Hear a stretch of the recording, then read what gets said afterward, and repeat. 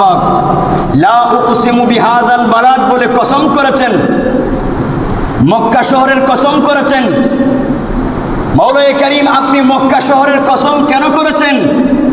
মক্কাতে কাবা আছে সেই জন্য? আল্লাহ বলেন হ্যাঁ। মক্কাতে মিনা মুজদালিফা আছে সেই জন্য? আল্লাহ বলেন আম। মক্কাতে ইব্রাহিম খলিলুল্লাহর স্মৃতি বিজড়িত আছে সেই জন্য? আল্লাহ বলেন আম। মক্কাতে আরাফা আছে সেই জন্য কসম করেছেন? আল্লাহ বলে নাম। মক্কাতে হাজরে আসওয়াদ আছে সেই জন্য? আল্লাহ বলে নাম। মক্কাতে অসংখ্য নবী আলাইহিমুস সালাতু ওয়াস সালাম গণের স্মৃতি বিজড়িত আছে, আপনি কি সেই জন্য কসম করেছেন? আল্লাহ বলে নাম।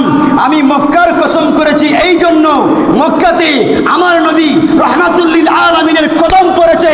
আমার নবীর কদম পড়ার কারণে আমি আল্লাহর কাছে এই মক্কা দামি হয়ে গিয়েছে, সেই জন্য এই মক্কার কসম আমি আল্লাহ করেছি। বড় করে বলুন এই মক্কার কদমের, মক্কার ভূমিতে, মক্কাতে নবী রাহমাতুল লিল আলামিনের কদম পড়েছে, সেই জন্য আমার আল্লাহ মক্কার কসম করেছেন। আল্লাহ বলেন ওয়াল ফাজর ওয়াল ফাজরি ওয়া লায়ালিন আশরি।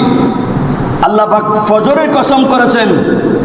আল্লাহ ফজরের কসম করেছেন বুঝতে পারলাম, তো জোহরের কসম তো করেন নাই, আসরের কসম তো করেন নাই, মাগরিবের কসম তো করেন নাই, এশার কসম করেন নাই, আপনি শুধুমাত্র ফজরের কসম করেছেন। আল্লাহ বলেন ওয়াল ফাজরি, আমি আল্লাহ ফজরের কসম করলাম। আল্লাহ আপনি ফজরের কসম কেন করেছেন?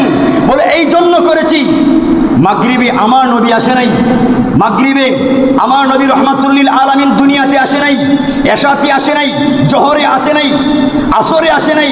আমার নবী দু জাহানের বাদশা নবী, আমার নবী এই কায়নাতকে আলোকিত করেছেন সকালে, এই কায়নাতকে আমার নবী আলোকিত করেছেন, বরকত মণ্ডিত করেছেন ফজরের সময়। এই জন্য আমি আল্লাহর কাছে ফজর দামি হয়ে গিয়েছে।